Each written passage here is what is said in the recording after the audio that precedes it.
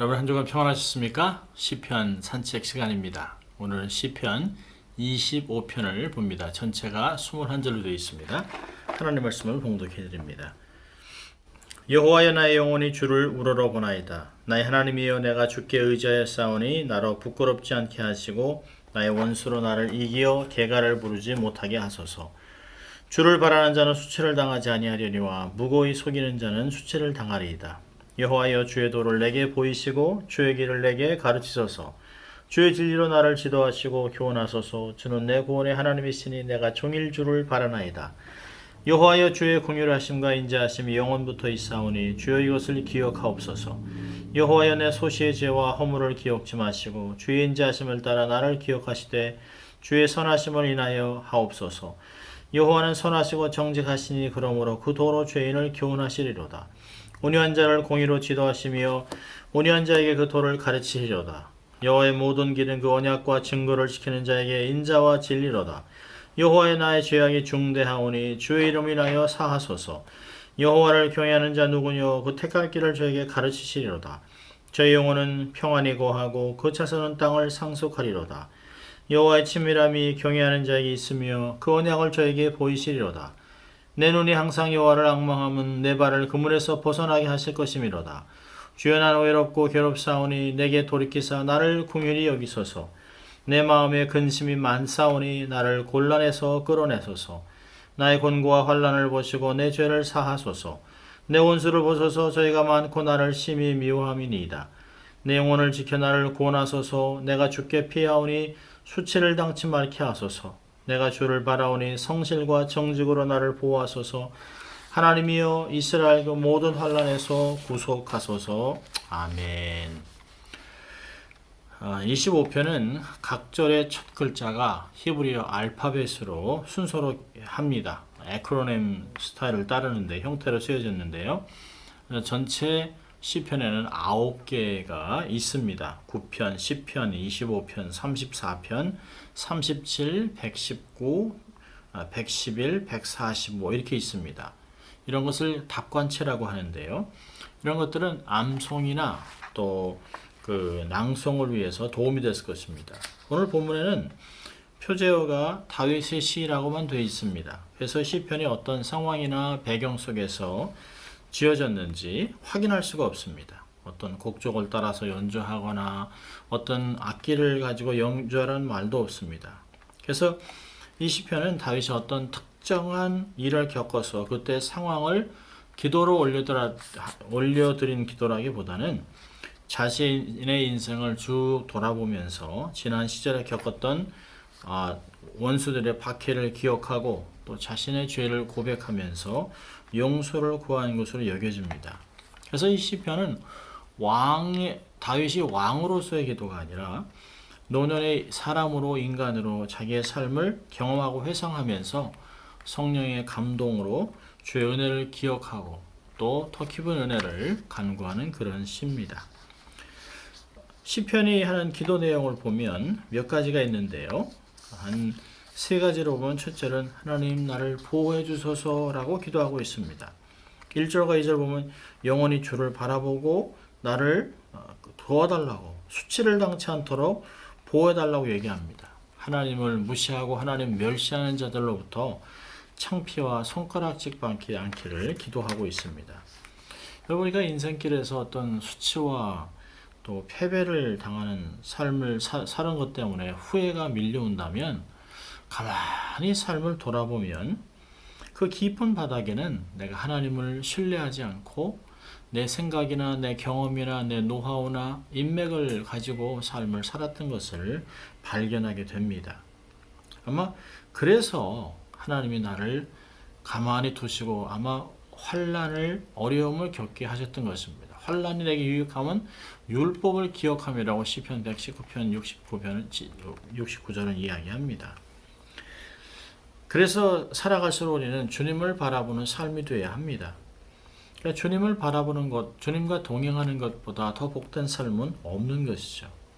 여러분, 그래서 이 시편은 하나님을 의지하기 때문에 인간적인 방법으로 복수를 하려고 하지 않습니다. 여러분, 우리가 기억할 것은 아무리 어려움을 당한다 할지라도 복수하려는 마음을 가지면 안 돼요. 복수하기보다는 하나님께 맡기고 악을 손으로 갚고 악으로 물들지 않게 생각을 관리해야 됩니다. 우리가 벌써 이 복수하려고 하는 마음을 가지면 마음이 악해져요. 하나님의 말씀을 담아놓을 수가 없습니다. 악인과 똑같아집니다. 그래서 우리는 하나님 앞에 엎드리는 삶을 살아야 합니다. 시편은 보호해달라 기도합니다. 두 번째는 주의 도를 가르쳐 주십시오 라고 4절과 5절은 이야기합니다. 주의 도를 보이시고 주의 도를 가르치시고 주의 진리를 지도하시고 이렇게 세 번이나 단어를 사용하고 있습니다. 여러분 이걸 잘 보면 자기가 원하는 길이나 자기가 바라는 방법대로 도와달라고 기도하지 않습니다. 하나님의 길을 보여주시면 그것을 따라 순종하며 하나님의 뜻을 따르겠다고 얘기하고 있습니다. 하나님이 보여주시는 그 길을 따라가겠습니다. 그 방법대로 하겠습니다. 라고 기도하고 있습니다. 이것이 바로 자기를 부인하고 자기의 생각들을 내려놓고 하나님께 순종하는 자세인 것이죠. 여러분 고난 중에서도 하나님의 뜻과 하나님의 방법을 통해 하나님께 영광을 돌리고자 하는 이 갈망을 우리는 사실은 배워야 합니다. 이게 우리는 잘 안 돼요. 환난을 당하면 어떻게 해서든지 빠져나가기 위해서 거기에 초점이 있기 때문에 고난 속에서 우왕좌왕 좌충우돌 막 원망 불평합니다. 그러면 더 깊은 곳으로 더 깊은 구렁텅이에 빠지게 되는 것입니다. 어려울수록 좌정하고 또 차분해서 겸손하게 자기의 원자리로 돌아와 하나님 앞에 엎드리는 것입니다. 여러분 기억하셔야 돼요. 하나님은 다 아십니다. 하나님은 다 보세요. 하나님은 전지전능하십니다. 하나님은 만군의 하나님이에요. 없는 것을 있게 하시는 무에서 유를 창조하는 분이라면 얼마든지 행하실 수 있습니다. 해결책은 하나님의 손에 있어요. 그리고 그것을 깨닫고 하나님 앞에 엎드려 기도해야 됩니다. 주의 뜻만 이루어지기를 바랍니다. 라고 하는 기도가 우리의 기도가 되어야 하는 것이죠. 세 번째로는 6절과 7절 보면 죄를 사해달라고 기도하고 있습니다. 11절과 18절에도 또 이렇게 기도하는 내용이 있어요.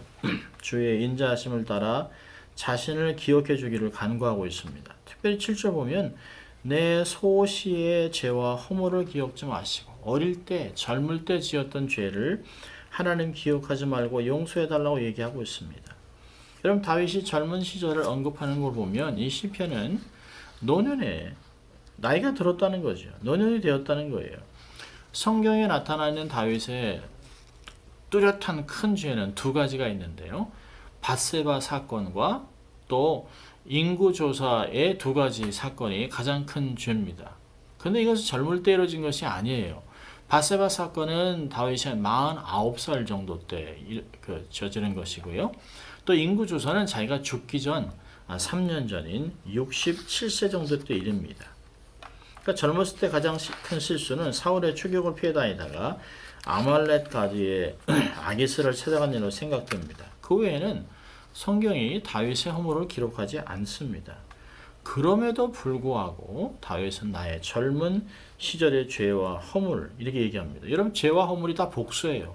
한 가지가 아닙니다. 굉장히 많이 죄가 있다는 것이에요. 다윗이 자기의 인생을 돌아보니까 다른 사람들은 아무도 모르고 자기를 대왕이라고 칭송하고 하나님께 헌신한 자, 하나님의 마음에 합한 자라고 얘기하지만 하나님과 자기만 아는, 특별히 자기의 내면에 있는 추악함을 너무 잘 알다는 것이에요.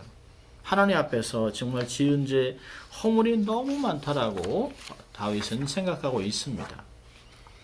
남들은 모르지만 하나님의 은혜로 평생 살아온 자신을 돌아보니까 얼마나 실수도 많고 허물도 많고 내면의 추악함이 생각나서 얼굴을 듣지 못할 정도입니다. 그런데 하나님은 참아주셨어요. 하나님은 은혜를 베풀어 주셨어요. 하나님은 소문내지 않으셨습니다. 우리를 믿어주셨습니다. 괜찮아, 할 수 있어. 너는 나를 위해 영광 돌릴 수 있어. 내가 너를 통해 큰일 이루겠다라고 하나님은 계속 격려해 주셨습니다. 시작은 미약하지만 후에는 창작해 해주신 하나님의 은혜와 사랑이 너무 큰 것이에요. 이제 생각해 보니까 하나님이 나를 참아주셨으니까 그렇지 그때 하나님이 나를 내치셨다면 어찌했을까? 너무너무 부끄러운 것이 죄송한 마음이 드는 것이죠.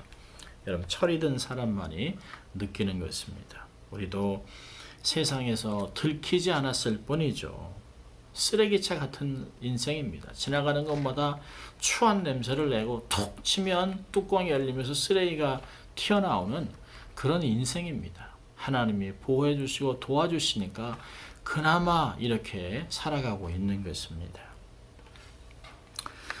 자, 이렇게 기도하면서 하나님 앞에 이렇게 철저하게 11절에 회개하고 있습니다. 11절에 보니까 죄를 사하여 달라.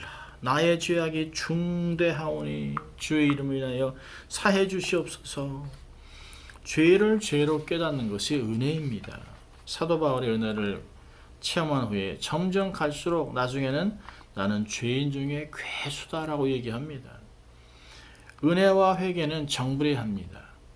은혜가 깊지 못할 때는 자기의가 앞섭니다. 내가 자신이 그렇게 죄인이라고 생각하지 않아요. 그런데 은혜가 깊어질수록 자신의 삶이 얼마나 추악하고 얼마나 부끄러운지 몰라 철저히 회개하고 또 회개하고 정말 눈물로 침상을 적시게 되는 것이죠. 은혜가 깊은 사람일수록 회개를 잘하고 눈물도 많습니다. 하나님을 기쁘시게 하고 싶은 마음이 간절해지는 것입니다. 어쩌면 철저하게 깨끗하게 정결하게 될 수 있을까를 늘 고민합니다. 또 온유해야 됩니다. 하나님의 징계를 받고 심령이 낮아지고 가난해지고 하나님의 온유를 닮아가는, 그래서 하나님의 광야 속에 들어갔을 때 배우는 것이 낮아지는 것입니다. 겸손하게 하나님만 높여줌 받기를, 하나님의 왕되심을 선포하고 나는 하나님은 흥하시고 나는 쇠하겠다. 주님만이 높아진다면 그런 마음으로 삶을 살아가야 합니다. 모든 사람을 관용을 베푸는 그런 삶을 살아가야 됩니다. 자, 이렇게 하면 하나님이, 그리고 또 특별히 세 번째는 언약과 증거를 지키면, 하나님을 경외하면 하나님 주시는 복이 너무 많아요. 하나님을 경외하는 것이 지혜의 근본이요 라고 얘기하셨습니다.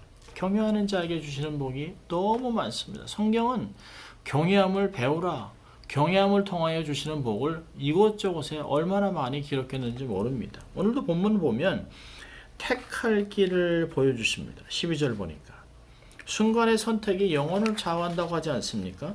인생에서 작은 오늘 뭘 입을까, 무엇을 먹을까, 누구를 만날까 하는 것부터 어느 곳에 살까, 무슨 직장을 할까, 어느 교회를 갈까, 이런 모든 것들을 다 결정해야 됩니다. 이때마다 하나님이 영안을 열어 택할 길을 알려주시고 보여주시면 방황하지 않고 인생도 낭비되지 않는 삶을 살아가게 되는 것입니다. 두 번째는 영혼이 평안하다고 13절에 얘기합니다. 14절에는 여호와의 친밀함이 있다. 그래서 내적인 것을 얘기하죠. 친밀함은 대화한다, 친밀한 교제를 나눈다는 뜻입니다. 한 식탁에 앉아 하나님과 한 가족 되어 부끄러움도 없고 즐거움도 못할 말도 없는 그런 정말 가까운 친밀한 모습들을 경험하는 것이죠. 또 하나님을 경외하면 13절에 자손이 땅을 상속한다. 영혼이 평안한 것이 내적인 것이라면 외적인 것은 자손이 땅을 상속하는 것입니다. 경건한 자의 후손을 복되게 하신다고 얘기합니다. 시편 112편 1절과 3절, 1절부터 3절까지는 이걸 구체적으로 설명해 놨어요. 할렐루야 여호와를 경외하며 그 계명을 크게 즐거워하는 자는 복이 있도다. 그 후손이 땅에서 강성하며 정직자의 후대가 복이 있으리로다. 부여와 재물이 그 집에 있으며 그 의가 영원히 있으리로다. 얼마나 놀랍습니까? 또 14절에 여호와께서 언약을 보여주십니다. 나는 너의 하나님이여 너는 나의 백성이니 두려워하지 말라 내가 너와 함께함이라. 여러분 이 불변의 관계, 이것이 언약의 안정감을 주는 것이죠. Eternal security, 영원하게 어떤 상황에서도 하나님이 나를 붙잡아 주시고 나를 도와주신다라고 하는 이 언약의 관계, 이것이 나에게 안정감을 주는 것입니다. 여러분 다윗은 시편의 끝자락에 다시 간구해요. 노년에도 하나님의 은혜가 필요하다고 얘기합니다. 여러분 노년에 실족하는 사람들을 너무 많이 봅니다. 목회를 평생 잘해놓고 은퇴하고 실족하고 은퇴하면서 실족하고 선교사도 평생 주의 일을 감당하다 마지막에 노년에 안정된 가운데 경건을 게을리하다 실족하는 게 얼마나 많은지 몰라요. 여러분, 노하우로 사는 것이 아니에요. 경험으로 사는 것이 아닙니다. 우리는 은혜로 사는 것입니다. 여전히 하나님의 은혜가 필요합니다. 여전히 하나님을 피난처로 삼았다고 다윗은 고백합니다. 노년에 실족하지 않고 수치를 당치 않도록 기도하고 있습니다. 내가 계속해서 주를 바라보니 나를 주의 성실과 정직으로 보호해달라고 기도합니다. 아름다운 기도입니다. 노년에 겸손하게 하나님께 엎드리는 삶이 되어야 하는 것입니다. 여러분, 찬송가 28장 보면 복의 근원 강림하사, 아주 좋은 찬송이 있는데요. 3절을 보면 가사가 너무 좋습니다. 주의 귀한 은혜 받고 일생 빚진 자 되네. 주의 은혜 사슬 되사 나를 주께 매소서. 우리 마음은 연약하며 범죄하기 쉬우니 하나님이 받으시고 전국인을 치소서. 여러분, 특별히 주의 은혜 사슬대사 나를 주께 매소서라고 되어 있습니다. Bind my wandering heart to thee. 여러분, 세상에서 곱비 풀린 야생마 같은 내 마음, 표현하지 않았지만, 드러나지 않았지만, 세상은 모르지만 내 안에 있는 욕망, 12마리도 넘는 야생마 같은 그 마음을 하나님의 은혜의 사슬로 묶어서 주와 동행할 수 있도록 주님이 다스려 달라고 하는 그런 찬송입니다. 얼마나 멋집니까? 은혜의 사슬로 나를 묶고 주님 인도해 주세요. 내 마음 나도 모릅니다. 알 수 없어요. 라고 기도하고 있는 것입니다. 여러분, 주께 가까이라는 복음성도 참 간절한 내용을 담고 있습니다. 주께 가까이 날 이끄소서 간절히 주님만을 원합니다. 채워주소서 주의 사랑을 진정한 찬양 드릴 수 있도록 주께 가까이 날 이끄소서 간절히 주님만을 원합니다. 채워주소서 주의 사랑을 진정한 찬양 드릴 수 있도록 목마른 나의 영혼 주를 부르니 나의 마음 만져주소서. 주님만을 원합니다. 더 원합니다. 나의 마음 만져주소서. 이것이 우리의 매일의 기도와 찬송이 되어야 합니다. 여러분, 신앙이란 우리 1절과 2절에서 봤던 것이 하나님을 우러러보고 하나님을 의지하는 것입니다. 우리가 우러러보고 의지할 분은 오직 한 분 하나님밖에 없습니다. 의지하기 위해서는 마음이 청결하고 기도와 말씀으로 깨끗함을 받아야 합니다. 성숙해지고 나이가 먹을수록 주 없이는 살 수 없다는 고백이 나와야 합니다. 이 정도면 됐어 라고 하면 실족하기 바로 직전입니다. 넘어지기를 조심하라 라고 하는 고린도전서 10장 12절의 말씀은 늘 우리에게 경계가 됩니다. 우리는 주님 한 분만으로 만족하고 주님과 겸손히 동행하는 그런 인생을 살아야 됩니다. 여러분, 신랑 되신 우리 예수 그리스도를 만날 날이 가까이 옵니다. 그로써 우리는 더 정결한 신부로 깨끗한 모습으로 주님 앞에 섰을 때 부끄러움 없이 아름다운 신부로 정결한 신부로 서기 위해 애를 쓰고 수고해야 합니다. 주님이 수고하고 착하고 수고한 종 어여쁜 자여 나의 사랑하는 자여라고 우리를 안아주신 그날까지 우리는 세상에 마음을 주지 않고 세상과 짝하지 않고 주님과 함께 동행하는 그런 인생을 살아가야 할 것입니다. 한 주간 우리의 삶을 돌아보면서 주의 은혜에 감사하고 부족함은 회개하고 하나님께 더 가까이 나가는 우리 될 수 있도록 주의 이름으로 축원합니다. 기도합니다. 하나님 감사합니다. 이 말씀을 통하여 우리가 어떠한 인생을 어떠한 노년의 삶을 살아갈지 인도해 주신 주님 감사합니다. 은혜를 기억하고 겸손하게 하나님께 더 가까이 나가 주님과 동행하여 영광스러운 삶을 살아가는 저희들 될 수 있도록 주님 축복하여 주시옵소서. 감사하고 예수님 이름으로 기도합니다. 아멘. 한 주간도 은혜로 승리하는 여러분 될 수 있기를 바랍니다. 사랑하고 축복합니다.